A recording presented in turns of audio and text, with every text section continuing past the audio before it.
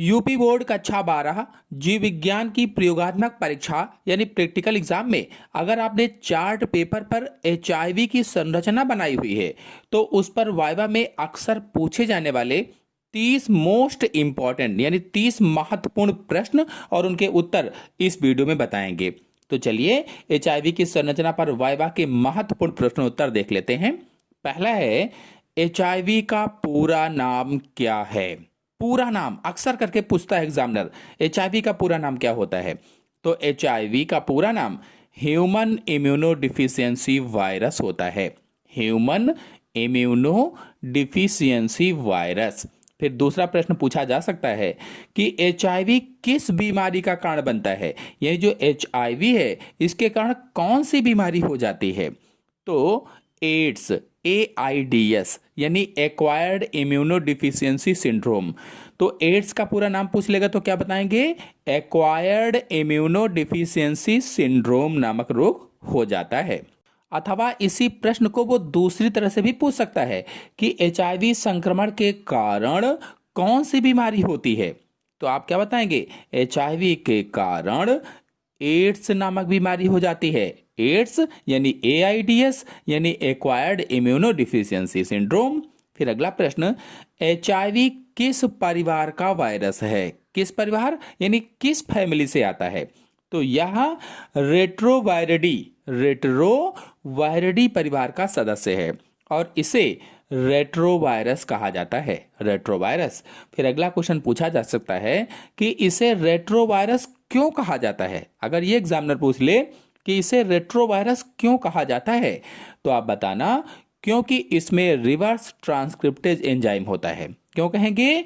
क्योंकि इसमें reverse transcriptase enzyme होता है जो आरएनए से डीएनए बनाने की क्षमता रखता है। यानी आरएनए से डीएनए बनाने लगता है तो वो क्या है? रिवर्स हो गया कार्य, तो रिवर्स ट्रांसक्रिप्टेज कहते हैं। अथवा इसी प्रश्न को पूछ सकता है घुमाकर कि रेट्रोवायरस शब्द का क्या अर्थ होता है? तो रेट्रोवायरस वह वायरस होते हैं जिनमें रिवर्स ट्रांसक्रिप्टेज एंजाइम होता है जो आरएनए से डीएनए बनाने की क्षमता रखता है। अगर आपसे प्रश्न पूछा जाता है कि एचआईवी की आकृति कैसी होती है? आकृति, तो यह गोलाकार या स्फेरिकल होता है। अगर प्रश्न पूछता है कि एचआईवी का आनुवांशिक पदार्थ क्या है? एचआईवी का जेनेटिक मटेरियल क्या है? तो इसमें एक रज्जुकी आरएनए के 2 समान अणु होते हैं यानी सिंगल स्टैंडर्ड आरएनए पाया जाता है। Single standard RNA. अथवा इसी प्रश्न को घुमाकर पूछता है कि एचआईवी की आनुवांशिक सामग्री क्या होती है? एचआईवी का जेनेटिक मटेरियल क्या होता है? तो एचआईवी में आनुवांशिक सामग्री के रूप में एक रज्जुकी आरएनए यानी सिंगल स्टैंडर्ड आरएनए की 2 समान प्रतियां पाई जाती हैं। फिर अगला प्रश्न पूछा जा सकता है आपसे कि एचआईवी के बाहरी आवरण पर कौन से उभार पाए जाते हैं? जो उसका एनवलप होता है उस पर कैसे स्पाइक्स होते हैं?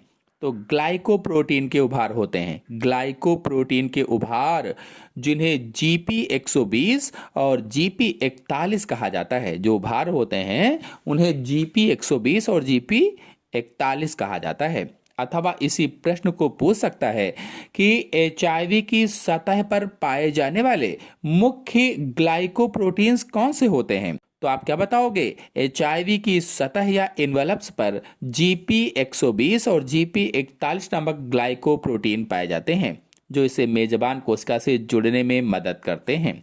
फिर अगला प्रश्न पूछ सकता है कि GP120 का मुख्य कार्य क्या है? मुख्य कार्य, तो यह मेजबान कोशिका के CD4 रिसेप्टर से जुड़ने में मदद करता है यानी होस्ट सेल के CD4 रिसेप्टर से जुड़ने में मदद करता है। अगला प्रश्न आपसे पूछ सकता है कि एचआईवी मुख्य रूप से शरीर के किन कोशिकाओं पर हमला करता है? कहीं यह प्रश्न पूछ ले कि एचआईवी मुख्य रूप से शरीर की किन कोशिकाओं पर हमला करता है तो आप बताइएगा हेल्पर T लिम्फोसाइट कोशिकाओं पर यानी T4 लिम्फोसाइट सेल्स पर और मैक्रोफेज पर अटैक करता है। अथवा इसी प्रश्न को पूछा जा सकता है कि एचआईवी मुख्य रूप से मानव शरीर की किन कोशिकाओं पर हमला करता है? तो यह मुख्य रूप से टी सहायक कोशिकाओं या टी हेल्पर सेल और CD4 सेल्स पर तथा माइक्रोफेजेस पर हमला करता है। तो कुल मिलाकर आप T4 लिम्फोसाइट बता देंगे तब भी सही हो जाएगा। फिर अगला क्वेश्चन है, HIV में मौजूद 3 प्रमुख एंजाइमों के नाम बताइए। HIV में जो 3 प्रमुख एंजाइम हैं उनके नाम। HIV में मौजूद 3 प्रमुख एंजाइम कौन से होंगे? रिवर्स ट्रांसक्रिप्टेज, इंटीग्रेज और प्रोटेज। ये 3 प्रमुख एंजाइम होते हैं। अथवा इसी प्रश्न को पूछ सकता है घुमाकर कि HIV की संरचना में कौन कौन से महत्वपूर्ण एंजाइम पाए जाते हैं। ऐसे नहीं पूछा कि HIV में मौजूद 3 प्रमुख एंजाइमों के नाम बताइए। ऐसे पूछ लिया कि HIV की संरचना में कौन कौन से महत्वपूर्ण एंजाइम पाए जाते हैं। तो इनमें 3 मुख्य एंजाइम होते हैं, रिवर्स ट्रांसक्रिप्टेज, इंटीग्रेज और प्रोटीएज। नेक्स्ट क्वेश्चन है, रिवर्स ट्रांसक्रिप्टेज क्या है, ये पूछ ले। तो वायरस के RNA से DNA बनने की प्रक्रिया को रिवर्स ट्रांसक्रिप्टेज कहते हैं। RNA से DNA बनने की जो प्रक्रिया होती है उसे ही रिवर्स ट्रांसक्रिप्टेज कहा जाता है। अगर आपसे प्रश्न पूछा जाता है कि इंटीग्रेज एंजाइम क्या कार्य करता है, तो यह वायरल DNA को मेजबान कोशिका के DNA या जीनोम में जोड़ने का कार्य करता है। नेक्स्ट क्वेश्चन है, वायरल कैप्सिड क्या है? कहीं ये प्रश्न पूछ ले, वायरल का कैप्सिड क्या है? तो यह प्रोटीन यानी P24 से बना एक आवरण होता है जो आनुवांशिक पदार्थ को ढक कर रखता है।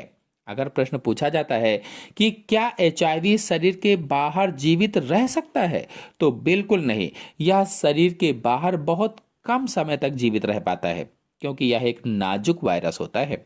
अगर प्रश्न पूछा जाता है कि HIV संक्रमण की जांच के लिए कौन सा टेस्ट सबसे सामान्य होता है, तो एलिसा टेस्ट सबसे सामान्य होता है, यानी एंजाइम लिंक्ड इम्यूनोसॉर्बेंट एसे। नेक्स्ट क्वेश्चन है, एलिसा टेस्ट का क्या महत्व है? तो एलिसा का फुल फॉर्म कभी कभी पूछ लेते हैं। तो मैंने बताया ही कि एंजाइम लिंक्ड इम्यूनोसॉर्बेंट एसे, और इस टेस्ट का उपयोग रक्त में HIV एंटीबॉडीज का पता लगाने के लिए किया जाता है, जिससे संक्रमण की पुष्टि हो जाती है। अगर प्रश्न पूछा जाता है कि एलिसा पॉजिटिव आने पर कौन सा पुष्टिकरण टेस्ट किया जाता है, कंफर्मेटरी टेस्ट किया जाता है, तो वेस्टर्न ब्लॉट किया जाता है, वेस्टर्न ब्लॉट।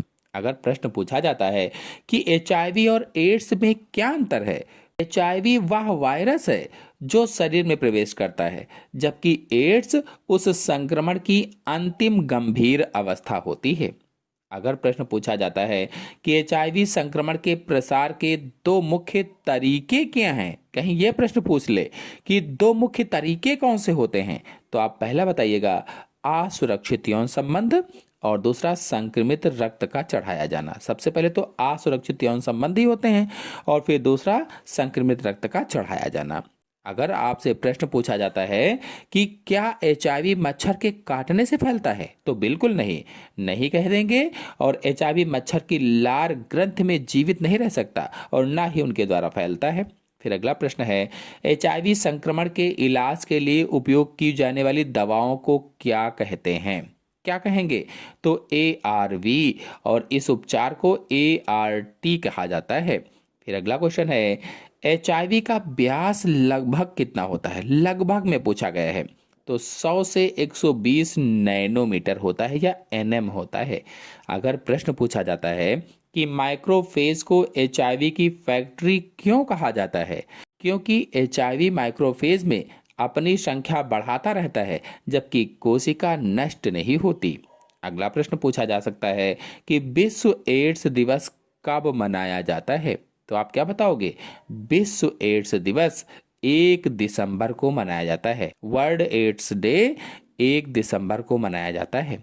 फिर प्रश्न पूछा जा सकता है कि एड्स का प्रतीक चिन्ह क्या है, तो लाल रिबन, रेड रिबन जो होता है वो एड्स का प्रतीक चिन्ह होता है। अगर प्रश्न पूछा जाता है कि विंडो पीरियड क्या होता है, विंडो पीरियड, तो संक्रमण होने और टेस्ट में एंटीबॉडीज दिखने के बीच के समय को विंडो पीरियड कहते हैं। आमतौर पर 2 से 12 सप्ताह के बीच में होता है। संक्रमण होने और टेस्ट में एंटीबॉडी दिखने के बीच के समय को क्या कहा जाता है, तो विंडो पीरियड कहा जाता है। अगर प्रश्न पूछा जाता है कि कैप्सिड क्या है और यह किसका बना होता है? तो कैप्सिड वायरस के कोर का आवरण होता है या इन्वेलप होता है। वायरस के कोर का आवरण या इन्वेलप होता है जो आनुवंशिक सामग्री की रक्षा करता है। यह प्रोटीन का बना होता है, मुख्यतः किसका? तो P24 का बना होता है। तो इस प्रकार से मैंने कुल लगभग में 30 से अधिक ही क्वेश्चन बताए हैं, क्योंकि कई में अथवा लगा हुआ था। हालांकि पॉइंट यहाँ पर अभी केवल 27, लेकिन हमने 30 से अधिक बताए हैं। आप खुद ही जान सकते हैं, देख सकते हैं। और इसी में से एग्जामिनर पूछेगा आपसे क्वेश्चन। आशा है आपको पूरा वीडियो पसंद आया होगा, समझ में आया होगा। समझ में आया हो तो लाइक कीजिए, अपने सभी दोस्तों में शेयर कीजिए। चैनल पर पहली बार आए हैं तो चैनल को सब्सक्राइब भी कर लीजिए। धन्यवाद।